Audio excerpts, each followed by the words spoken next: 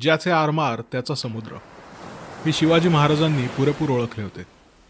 कोकणात स्वराज्याचा विस्तार करताना तिथल्या व्यापारावर जर मराठी अंमल हवा तर मराठी आरमार मजबूत हवे, ही आरमार निर्मितीची धारणा असावी.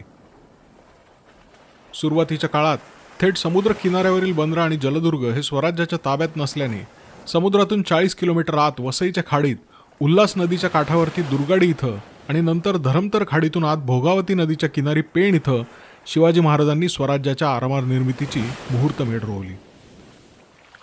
हिंदुस्थानात नौकानयनाचा आणि समुद्र व्यापाराचा प्राचीन इतिहास होता. 15व्या शतकात विशाळगडचे स्वामी शंकरराय मोरे यांचे 300 जहाजांचे आरमार होते. त्यानंतर काही शतकं एतद्देशीय राज्यकर्त्यांच्या अभावामुळे लष्करी जहाज बांधणीची कला लोप पावली आणि म्हणून या कार्यात शिवाजी महाराजांना प्रारंभी युरोपीय तंत्रज्ञांची मदत घ्यावी लागली. आरमार निर्मितीच्या या कार्यात रुई लेंताव विएगस या पोर्तुगीज नाविक अधिकाऱ्याच्या नेतृत्वात त्याचा पुत्र फेर्नाव विएगस याच्यासह एकूण 340 युरोपीय, ज्यात मुख्य पोर्तुगीज लोक होते, हे मराठा आरमारासाठी 20 युद्धनौका बांधत असल्याचा उल्लेख 9 जून 1659 रोजीच्या वसईच्या पोर्तुगीज कॅप्टन आंतोनियो द मेलू द कास्त्रू याने गोव्याला आपल्या वरिष्ठांना पाठवलेल्या पत्रात केलाय. स्वराज्याच्या आरमार निर्मिती संदर्भात हा सर्वात जुना उल्लेख सापडतो. लवकरच पोर्तुगीजांनी मराठा आरमाराचा भविष्यातला धोका लक्षात घेऊन वसई इथल्या जुआव द सालाजार याच्या मार्फत रुई लेंताव विएगस याची मनधरणी सुरू केली. त्याला आणि त्याच्या हाताखालील इतर कारागिरांना पुन्हा पोर्तुगीज अंमलातील मुंबईमध्ये त्यांनी परत आणले. एव्हाना स्थानिक लोकांनी युद्धनौका बांधणीचे काही तंत्र आत्मसात केले होते. त्यामुळे आरमार निर्मितीच्या कार्यात तसा खंड पडला नाही. सुरुवातीस मराठा आरमारासाठी शिवाजी महाराजांनी छोट्या नावांसोबत गलबत आणि गुर्राब ही जहाजं बांधली. मराठा आरमारातील मोठी जहाजं ही 10-12 तोफा असणारी आणि सुमारे 50 सैनिक बसतील या क्षमतेची होती. या व्यतिरिक्त तारवे, मचवे या प्रकारच्या छोट्या नावाही बांधण्यात आल्या. यामधून पाणी, रसद, संदेश नेणे आणणे ही कामे होत असत. मराठा आरमारातील गलबतावरती त्रिकोणी शिड्या असत आणि गुराबावरती 2 डोलकाठ्या असत. प्रत्येक डोलकाठीवरती 2 चौकोनी शिड्या असत. पुढे अनेक वर्षांनी शाहू महाराजांच्या काळात कान्होजी आंग्रेंच्या नेतृत्वात मराठा आरमारात पाल सारखी मोठी युद्धनौकाही अधिक दिसू लागली. या पाल गुराबासारख्याच पण आकाराने मोठ्या होत्या. पालवरती 3 डोलकाठ्या असत आणि तिन्ही डोलकाठ्यांवरती गुर्राबासारखे चौकोनी शिड्या असत. यातील मुख्य फरक असा की पालवर मधल्या डोलकाठीवरती 3 चौकोनी शिड्या असत, ज्यामुळे हिला अधिक वेग मिळेल. पावसाळ्यात जहाजात पाणी शिरू नये म्हणून सुरुवातीस नारळाच्या सुकलेल्या पानांनी नांगरलेली गलबते झाकली जात. जहाज निर्मितीसाठी वापरण्यात येणाऱ्या लाकडाबद्दल देखील शिवाजी महाराजांनी दंडक घालून दिले होते. स्वराज्यातील सागवाना व्यतिरिक्त इतर फळझाडे जसे की आंबा, फणस ही झाडे जहाज निर्मितीसाठी तोडू नये असा स्पष्ट आदेश होता. ही झाडे 1-2 वर्षात येत नाहीत. मोठी होण्यास पुष्कळ वेळ घेतात. रयतेने मोठ्या मायेने ती वाढवलेली असतात. ही झाडे तोडल्याने फळबागांचेही नुकसान होते आणि म्हणून ती वापरू नये. त्यातही एखादे जीर्ण झालेले झाड असेल तर तेही त्याच्या मालकाच्या परवानगीशिवाय तोडू नये अशी सक्त ताकीद होती. महाराजांच्या आरमारात मुख्यतः किनारपट्टीवरील साहसी असे कोळी, भंडारी, आगरी, सोनकाठी, कर्नाटकातील आंबी, कोकणातील खारवी आणि दालदी हे लोक होते. सुरुवातीला 5 गुर्राब आणि 15 गलबत यांचा एक सुभा होता. या सुभ्यावरती सुभेदार नेमले जात. शिवाजी महाराजांच्या काळात वेणजी सारंग उर्फ दर्या सारंग, दौलत खान, मायनाक भंडारी हे मराठा आरमाराचे प्रमुख अधिकारी होते. शिवाजी महाराजांच्या आरमार उभारणीत ज्यांची मदत शिवाजी महाराजांनी घेतली तेच पोर्तुगीज मराठ्यांच्या आरमारास प्रत्यक्ष अप्रत्यक्षपणे प्रथम अटकाव करत होते.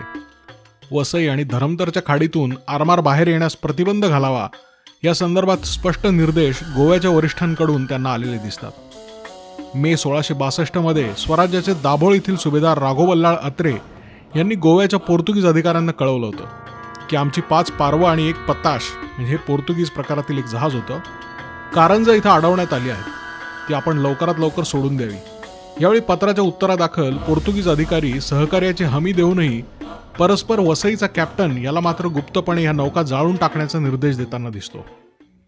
पुढे शिवाजी महाराजांनी चौल ताब्यात घेतले आणि तिथं 50 युद्धनौका बांधायला घेतल्या. या युद्धनौका पोर्तुगीजांच्या ताब्यात असलेल्या दक्षिण चौलच्या मार्गे समुद्रामध्ये येणार होत्या. याबद्दल चौलच्या कॅप्टनने गोव्याच्या विजराईला कळवले असताना प्रत्युत्तरादाखल विजरेकडून देखील शिवाजी महाराजांचे बळ कोकणात अधिक असल्याने तुर्तास सामोपचाराचे धोरण ठेवून त्यांच्या नौका समुद्रात जाण्यापासून अडवू नयेत असे आदेश दिले. यावरून स्वराज्याच्या वाढत्या आरमारी सामर्थ्याची आपल्याला प्रचिती येते. पहिल्या सुरत लुटीच्या अवघ्या 6 महिन्यात म्हणजे 16 जून 1664 रोजी सुरतेच्या इंग्रजांनी कारवारच्या इंग्रजांना पाठवलेल्या एका पत्रामध्ये शिवाजी महाराजांकडे 60 फ्रिगेट असून ते पुन्हा सुरतवर समुद्रातून हल्ला करून त्या बंदरातील पर्शिया आणि इतर ठिकाणाहून आलेली जहाजं ताब्यात घेण्याचा बेत आखत आहेत अशा काही नोंदी मिळतात. पोर्तुगीज आणि इंग्रजांच्या जोडीस डचांनीही त्या काळात मराठा आरमाराची दखल घेतली होती असे दिसून येते. आशियाई डच वसाहतीचे प्रमुख केंद्र असलेले इंडोनेशियातील जकार्ता इथं डच अधिकाऱ्यांनी नोंद केली आहे की शिवाजी महाराज सध्या 50 फ्रिगेट बांधत असून सुरत येथून बादशहाच्या मक्का इथं जाणाऱ्या जहाजांवरती हल्ला करण्याचा त्यांचा बेत आहे. एकंदर दक्षिणेत चौलपासून उत्तरेत गुजरातपर्यंतच्या समुद्रात मराठा आरमाराचा आता वावर सुरू झाला होता. छत्रपती शिवाजी महाराजांनी प्रत्यक्ष नेतृत्व केलेली अशी एकमेव आरमारी मोहीम म्हणजे बसरूरची स्वारी. दक्षिणेतील बेदनूर राज्याच्या अंतर्गत बसरूर हे बंदर येतं. 1665च्या फेब्रुवारीत शिवाजी महाराजांनी स्वतः नौका प्रवास करत बसरूरवर स्वारी केली. कारवार आणि सुरतेच्या इंग्रजी पत्रव्यवहारानुसार 85 लहान आणि 3 मोठी जहाजं आणि सुमारे 4000 सैनिक एवढे सैन्य घेऊन महाराज बसरूरवर चालून गेले. या स्वारीत महाराजांना 2.5 लाख रुपये मिळाल्याची नोंद डचांच्या पत्रव्यवहारातून आपल्याला मिळते. सभासद बखरकार मात्र या स्वारीत 2 कोटी होऊन मिळाल्याची नोंद करतो. महाराजांच्या या एकमेव आरमारी स्वारीची नोंद जेधे आणि शिवापूर शकावलीने घेतलेली आहे. दोन्ही शकावलीतील तिथी एकमेकांना विसंगत असल्याने बहुधा माघ महिन्यात प्रयाण झाले असावे आणि फाल्गुनात हल्ला झाला असावा. या स्वारीनंतर बेदनूरच्या नायकाने वार्षिक 3 लाख होऊन कबूल करत उमाजी पंडित नावाचा एक मराठी वकील त्याच्या दरबारात ठेवून घेतला होता.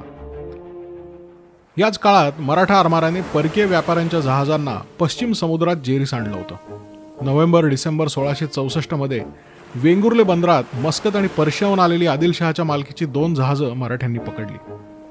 ऑक्टोबर 1664 मध्ये मराठ्यांनी गोवा ते चौल या समुद्री मार्गावरील हस्तिदंत घेऊन चाललेली 8 जहाजं ताब्यात घेतली होती. स्वराज्याच्या किनारी प्रदेशाच्या रक्षणाव्यतिरिक्त व्यापारासाठीही आरमाराचा उपयोग झाला. स्वराज्याची जहाजं मिठाचा व्यापार करण्यासाठी वापरली गेल्याचे अनेक उल्लेख मिळतात. डाक रजिस्टरमधील एका नोंदीत राहोजी सोमनाथ यांनी पाठवलेली 2 जहाजं परत आली असून त्यांनी चांगलाच नफा कमावला आहे अशी एक नोंद मिळते. इंग्रजांच्या कागदपत्रात या जहाजांचा सॉल्ट फ्लीट असा उल्लेख मिळतो.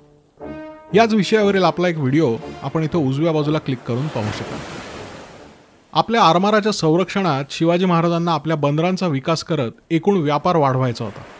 त्यासाठी इतर व्यापाऱ्यांचे स्वराज्याच्या बंदरात स्वागत होते. या संदर्भात आज्ञापत्रात एक नोंद मिळते.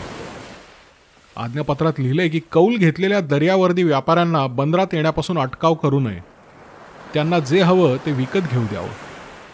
आज्ञापत्रात परदेशी व्यापाऱ्यांबद्दलची नोंदही बोलकी आहे. इंग्रज, फ्रेंच, डच आणि इतर युरोपीय व्यापारी हे जरी व्यापार करत असले तरी हे सामान्य व्यापाऱ्यांप्रमाणे नाहीत. यांचे युरोपातील मूळ मालक हे राज्यकर्तेच असून त्यांच्या आदेशाने इथं आले आहेत आणि राज्यकर्त्यास स्थळलोभ नसतो असे होत नाही. हे अतिशय हट्टी प्रवृत्तीचे असून एखादे स्थळ ताब्यात आल्यास प्राण गेले तरीही सोडणार नाहीत. त्यामुळे यांना व्यापारासाठी वखार काढायची मागणी केल्यास समुद्र किंवा खाडीच्या मुळावरती जागा देऊ नये. कारण भविष्यात आपण शक्तिहीन झालो तर ते त्या आरमाराच्या जोरावर तिथं किल्ला बांधून ते ठाणे मजबूत करतील आणि मग त्या स्थळास आपण मुकलोच असे समजा. म्हणून त्यांना खाडीपासून आत राजापूरसारख्या ठिकाणी वखारीस जागा द्यावी. शिवकाळातील प्रसिद्ध प्रवासी डॉक्टर फ्रायर याला 1674 मध्ये वेंगुर्ले इथे समुद्रात मराठ्यांनी अडवले होते. एका मराठी शिपायाने जहाजावर येऊन चौकशी केली आणि प्रवासाचा परवाना मागितला. तो डॉक्टर फ्रायरने दिला अशी नोंद मिळते.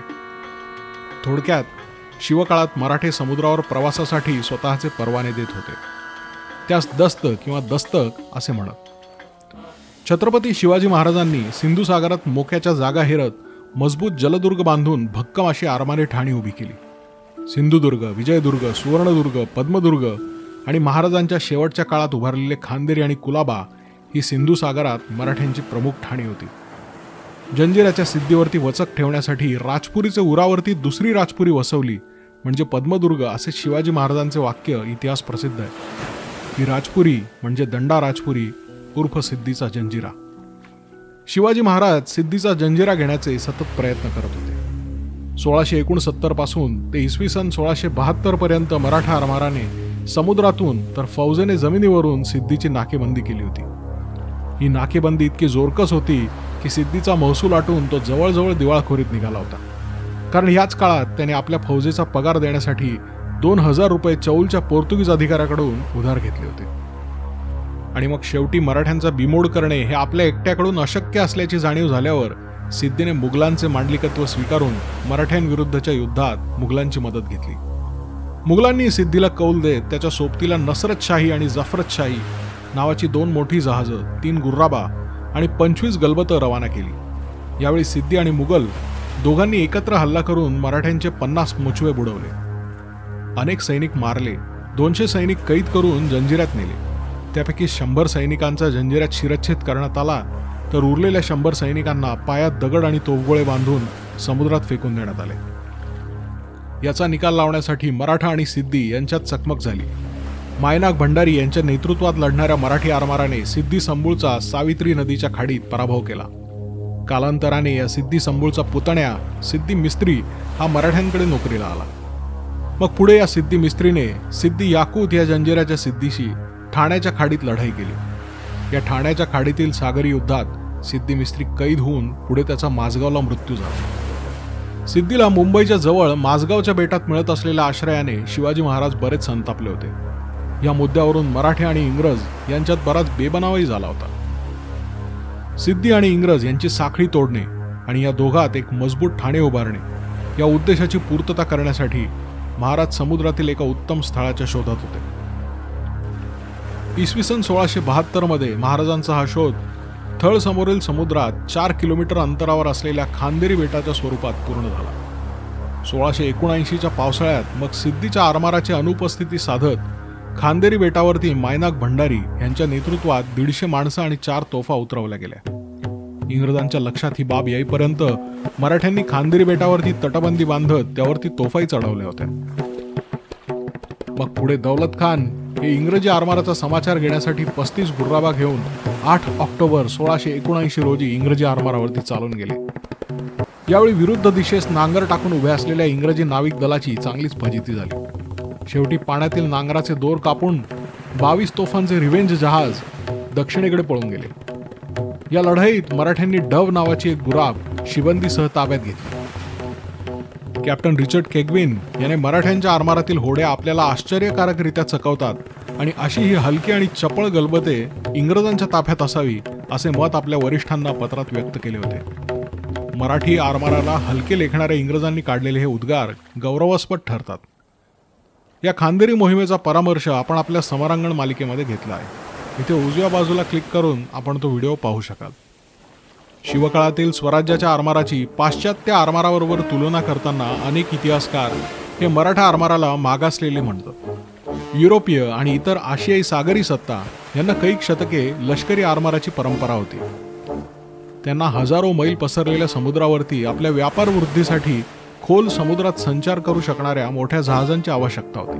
परंतु मराठ्यांचे उद्दिष्ट हे आपल्या किनारपट्टीचे आणि जलदुर्गांचे रक्षण करणे असल्याने त्यांना हलके आरमार सोयीचे वाटायचे.